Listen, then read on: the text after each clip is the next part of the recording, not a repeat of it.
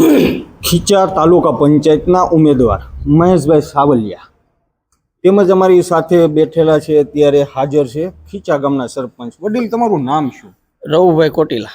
રવુભાઈ કોટીલા. અને ભાઈ ઉમેદવાર તમે છો, આપનું શું મારું નામ મહેશભાઈ રવુજીભાઈ સાવલિયા છે.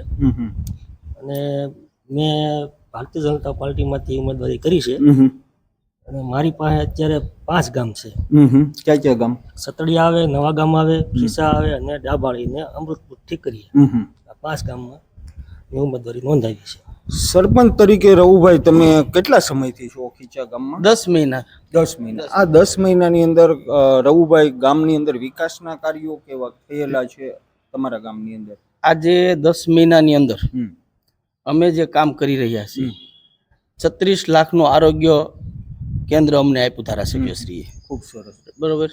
પછી અમને એક અવેડો આપ્યો, બ્લોક આપ્યા, આરસીસી આપ્યા. બરોબર. ત્યાર પછી આંગણવાડી નવી આપી, સામે આ ગ્રાઉન્ડ પડ્યું ત્યાં. પછી એક આંગણવાડી જૂની હતી, એને જર્જરિત હતી, એને રિપેરિંગ કરાવી. ત્યાર પછી સ્કૂલમાં 2 રૂમ આવ્યા હતા. અમારી સંખ્યા વધતી હતી એટલે ધારાસભ્યશ્રીને રજૂઆત કરી કે ભાઈ 2 નહીં, 2 નીચે 2 ઉપર નહીં, 3 નીચે 3 ઉપર. તો એને હાજી કીધું. બરોબર.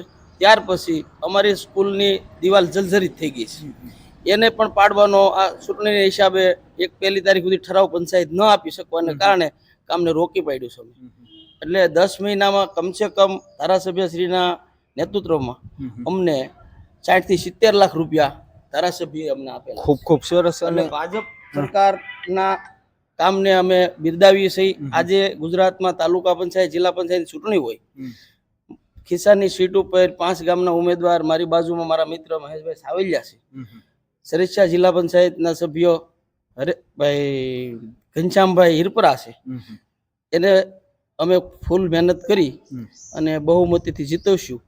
અને એ અમારું આખો ધ્યેય છે. રવુભાઈ, તમારા ગામની અંદર વિકાસના કાર્યો બીજા તમારી પહેલાની ટર્મમાં પણ અત્યારે કેવા કામ થયેલા છે? ત્યારે ભાજપ સરકારને અંદર કામ થયેલા છે. ગામની અંદર કઈ વસ્તી તમારી જે છે એ પ્રમાણે કઈ સુવિધા ઘટે છે? કોઈ વસ્તુ નહીં. આ સમાજની વાડી છે, એને પણ હમણાં કલર કરાવી નાખ્યો. જે ભારતીય જનતા પાર્ટીના જે તાલુકા પંચાયત અને જિલ્લા પંચાયતના ઉમેદવાર છે રવુભાઈ, એને તમે સમર્થન આપેલું છે ગામના સરપંચ તરીકે, એમની પાસેથી પણ તમે શું આશા રાખો? કે તાલુકા પંચાયતમાં આવે, એ સભ્ય આવે, કોઈ પણ હોદ્દાઓ પર સરકારને બેહારે, તાલુકાના પ્રતિનિધિ અને કાંઈ પણ હોદ્દો આપે, તો અમારું જ્યારે આયોજન મળે ત્યારે અમે એને કહીએ જ ને કે ભાઈ આપણું ગામમાં વધુ કામ લ્યો.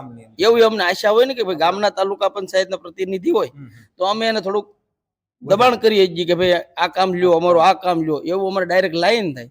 એ હિસાબે અમે એને હેતુથી અમે એને સમર્થન કરીએ છીએ. તમે તમારા વહાલા મતદારો છે, જેઓ તમારી પાસેથી પણ ખૂબ સારી આશા રાખે છે, તમે એમના માટે એક સંદેશો પાઠવો.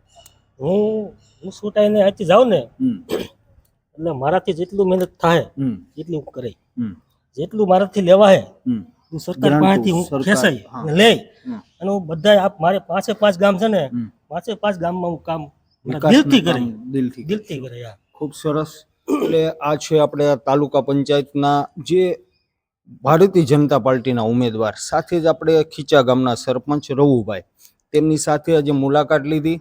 આવનારા દિવસોમાં જ્યારે સ્થાનિક સ્વરાજ્યની ચૂંટણી આવે છે ત્યારે યોગ્ય નેતાની પસંદગી કરવા માટે આપણે ગામ લોકોનો પણ અભિપ્રાય લીધેલો છે અને સમસ્ત ગ્રામજનોનો એક જ સૂર છે કે અમે તાલુકા પંચાયત તેમજ જિલ્લા પંચાયતના જે ભારતીય જનતા પાર્ટીના ઉમેદવાર છે એને જંગી બહુમતીથી ચૂંટી કાઢશું. કારણ કે આ જે ખીચા ગામ છે અને આ જે જિલ્લા પંચાયત સરસિયા જિલ્લા પંચાયત વિસ્તાર છે કે જ્યાં ભારતીય જનતા પાર્ટીની સરકારે 100% કામગીરી કરેલી છે, પાયાની સુવિધાઓ આપેલી છે, પ્રાથમિક આરોગ્ય કેન્દ્ર આપેલા છે, પાકી સડકો આપેલી છે, ગટર હોય, પાણીની વ્યવસ્થા હોય, આવી પાયાની સુવિધાઓ પણ ભારતીય જનતા પાર્ટીની સરકારે જે કરેલી છે ત્યારે મતદારોમાં પણ ખૂબ જ ઉત્સાહ પણ છે. અને અહીંના જે સ્થાનિક ઉમેદવાર ખીચા તાલુકા પંચાયત તેમજ સરસિયા જિલ્લા પંચાયતના જે ઉમેદવાર છે ઘનશ્યામભાઈ હિરપરા, તેમને જંગી બહુમતીથી ચૂંટી કાઢવાનો નિર્ધાર ખીચા ગામના લોકોએ